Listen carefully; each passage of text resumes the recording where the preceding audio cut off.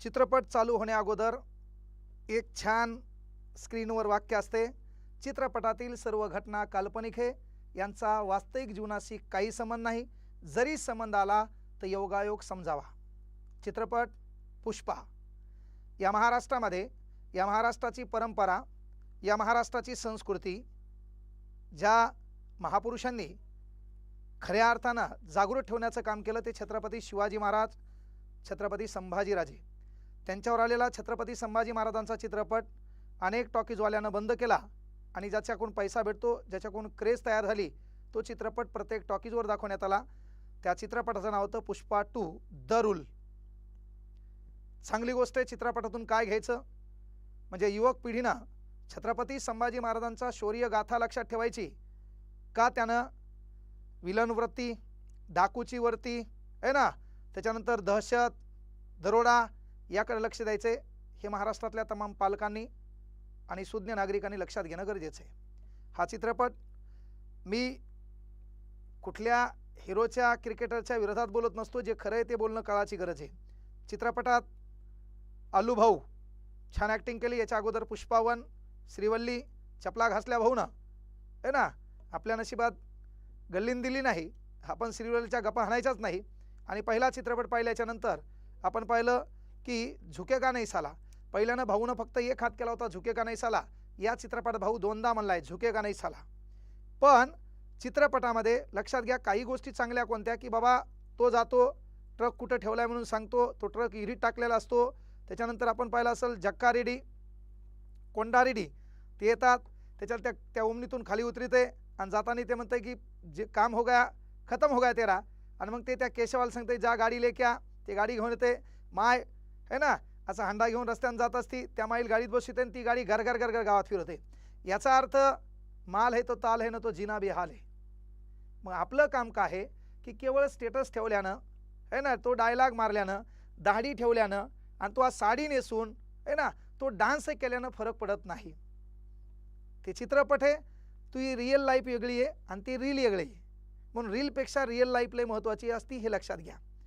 आणि म्हणून real life जर आपल्याला बदलायची असेल तर चित्रपटातून काय घ्यावं तेवढं लक्षात घ्या, तो ॲटिट्यूड निर्माण करता आला पाहिजे। पण भाऊ म्हणला मैं झुकेगा नहीं साला, वो रियल लाइफ में भाऊ को झुकना पड़ा। हैदराबाद 20 वर्षात भाऊ लय वेळा चित्रपट पाहायला गेला, पण त्यावेळी आपल्या चित्रपटाला बहुसंख्य लोकांची गर्दी आहे आणि भाऊनं चित्रपट निर्माण करण्यासाठी, ॲक्टिंग करण्यासाठी 300 कोटी रुपये घेतलेत आणि 300 कोटी रुपये घेणारे आपले आलू भाऊ त्या ठिकाणी गेले। अचानक गेल्यामुळं गर्दा झाला आणि आपल्या इकडे तुम्हाला माहिती आहे गर्दा कधी कशाला काय होईल काही सांगता येत नाही, आणि त्या गर्दीत एक बाई मेली। भाऊ चांगला आहे, भाऊनं 25 लाख रुपये त्या घरच्याला दिले, पण पोलीस यंत्रणा जहाँ किसी के हाथ नहीं पहुँचते वहाँ कानून के हाथ पहुँचते, इसलिए कानून के हाथ बहुत लंबे होते। आणि मग शुक्रवारचा दिवस भाऊला कारागृहात काढावा लागला, पोलीस स्टेशनमध्ये काढावा लागला। का तर इथं 26 जानेवारी 1950 पासून ना कोई राजा है और ना कोई नौकरदार है। 26 जानेवारी 1950 पासून इधर पुष्पा राज नहीं चलता, इधर कौन सा राज नहीं चलता, इधर संविधान का राज चलता है ना, यानी कि बाबा साहेब का राज चलता है। आणि म्हणून संविधानामध्ये जे दिले त्या संविधानाच्या कलमान्वये त्याच्यावर कलमा लागू झाल्या आणि अल्लू अर्जुनला एक दिवस काय करावं लागलं, पोलीस स्टेशनमध्ये काढावं लागलं। पोलिसांनी वेगळी वागणूक दिली असं त्यांनी सांगितलं। बाहेर आल्यावर चाहत्यांचे आभार मानले, जाताना बायकोला त्यानं फ्लाइंग किस दिला, तर ते वगैरे वगैरे मॅटर। सांगायचं तात्पर्य की लेकरांनी कोणाकडून काय घ्यावं हे लक्षात घ्या। पोरो आपल्यालाही गाडी घुमायची आहे, आपल्या गाडीतही आपला बाप बसला पाहिजे, गर्द्याच्या ठिकाणी आपणही गाडी नेली पाहिजे, त्या गाडीतून आपला बापाचा पाय खाली पडला पाहिजे, आपण मागल्या दरवाजातून उतरून आपल्या बापाचं दर्शन घेतलं पाहिजे, हेही काम तुम्हाला करायचे। त्यासाठी चित्रपटातल्या काही गोष्टी धरायच्या आणि काही गोष्टी सोडायच्या हे पण लक्षात घ्या। म्हणून आज महाराष्ट्र पुरोगामी महाराष्ट्र म्हणतो, या महाराष्ट्रामध्ये अनेक विचारवंत, या महाराष्ट्रामध्ये सामाजिक संघटना एक चांगले विचार प्रेरण्याचा प्रयत्न करत असताना या महाराष्ट्रामध्ये सध्या चालू काय, अरे एखाद्या कारागृहामधून 302चा आरोपी, एखाद्या कारागृहामधून 307चा आरोपी, म्हणजे ज्यानं अटेम्प्ट टू मर्डर केलाय, एखाद्यानं खून केलाय, आणि तो आरोपी बाहेर निघाल्यावर जर वाजत गाजत बँडच्या तालावर युवक पिढी इथली थिरकाई नाचत असेल तर मग आपण पुरोगामी महाराष्ट्रात राहतो का, महाराष्ट्रामध्ये आपण कोणते विचार पेरतो, हाही प्रश्न त्या पालकांनी आणि सुज्ञ नागरिकांनी स्वतःला विचारणं गरजेचं आहे। आणि म्हणून या देशामध्ये गुन्हेगारी प्रवृत्तीला चालना देऊ नका है ना, म्हणजे पोलिसांच्या पुढे दहशत निर्माण करणे, पोलिसांसमोर एक आगळेवेगळे ॲटिट्यूड निर्माण करणे, बायकोच्या एका विश्वावर मंत्रिमंडळच भाऊ बदलून टाकतो, हे फक्त चित्रपटात होतंय, रिअल लाईफमध्ये नाही. म्हणून रिअल लाईफमध्ये एक गोष्ट लक्षात घ्या की तुम्हाला या देशातल्या लोकांचा सन्मान ठेवावा लागेल. उद्योग करा, व्यवसाय करा, धंदे करा, पैसे कमवा. पैसा खुदा तो नहीं लेकिन उसके सिवा कुछ भी नहीं. आणि हे करण्यासाठी झुकेगा नाही साला म्हणायला जमत नाही. त्यासाठी जिभेवर साखर ठेवावं लागते, डोक्यावर बर्फ ठेवावं लागते.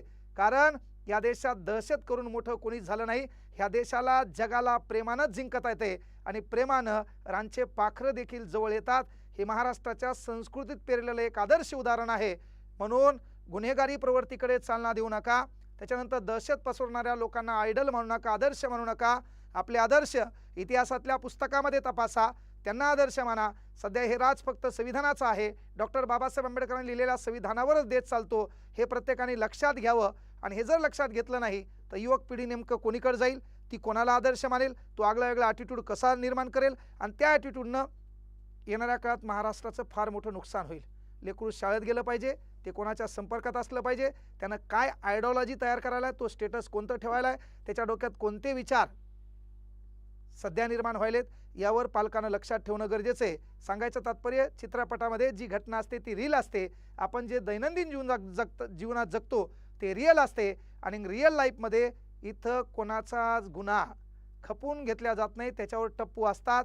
त्याचं हे उदाहरण आहे म्हणून सांगितलं. भाऊनं ॲक्टिंग चांगली केली, 300 कोटी रुपये घेतलेत, त्याबद्दल भाऊचा सन्मान. आणि म्हणून सांगायचं तात्पर्य पहा की तुम्हाला हे कळल, पुष्पराज हे पहा, पुष्पराज गिरफ्तार. हे सोनं नाणं साकळ्या बिकळ्या हे सर्व जरी असेल तर एक गोष्ट लक्षात घ्या, कुठल्याच गोष्टीचा घमंड करू नका. आपल्याकडे जेवढं आहे तेवढं लोकांना गमावून बसलेत. आपल्याकडे जेवढी शेती आहे तेवढा लोकांचा धुरा आहे. म्हणून गोल्ड मेडल भी लेना चाहते हो तो झुकना पड़ता है, और जो झुकता है वही सम्मान से लोगों में खड़ा होकर सम्मान प्राप्त करता है. म्हणून एकच विनंती आहे, हा भारत माझा देश आहे. इथं वैर, दुश्मनी, त्याच्यानंतर इतरांबद्दल ईर्ष्या हे ठेवण्यापेक्षा भारत माझा देश आहे. प्रत्येकाचा सन्मान करा. कोणाची भेट कधी शेवटची होता येईल सांगता येत नाहीये. म्हणून जिभेवर साखर ठेवा, डोक्यावर बर्फ ठेवा. हा भारत माझा म्हणून सर्वांशी मन मिळावू, प्रेमानं वागा. यातच धन्य ते जीवन आहे. कळलं का? तर सर्वांशी चांगले वागसाल अशी एक अपेक्षा. आणि ॲटिट्यूड कुठेही दाखवायचा, पोलिसांसमोर नाही, हे पण मात्र लक्षात घ्या.